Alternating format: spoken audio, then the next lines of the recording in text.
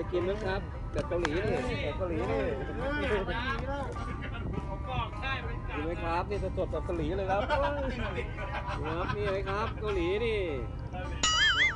เดินแล้วชิบหายใครชอบมาเลยเอาจานวัตถุดิบมาเอาถ้วยมาให้มันลงเลยอันนี้ไม่มีนะครับนี่แหละในโลกเนี่ยกินมาหมดแล้วอย่าเจอกันหมดเกลี้ยงแน่เกาหลีครับดูนี่อร่อยมากเลยครับลองดูครับนี่ครับอยากเห็นว่าตุ่มมันกระโดดมาดิปลาหมึกกระโดดไอ้เกาหลีนี่800 บาทไทยครับนี่เลย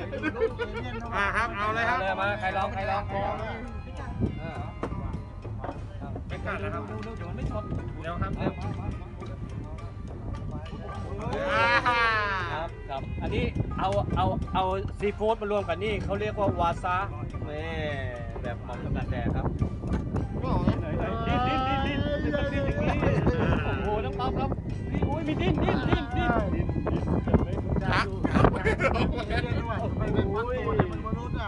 ดำมีดราม่าไหมเนี่ยยอดใครแบ่งอยู่ตรงไอ้ชิ้นสุดท้ายนี่แหละครับ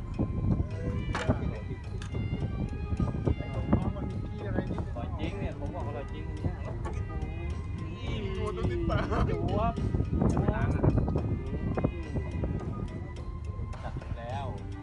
ที่ไหนมีน้องจัดการหมดตัวสดๆครับน้องแบร์กิวว่าแบร์ฟู้ดไม่ต้องไปถึงเกาหลีไม่ต้องไปถึงเกาหลีครับไม่ต้องอะไรมากครับสด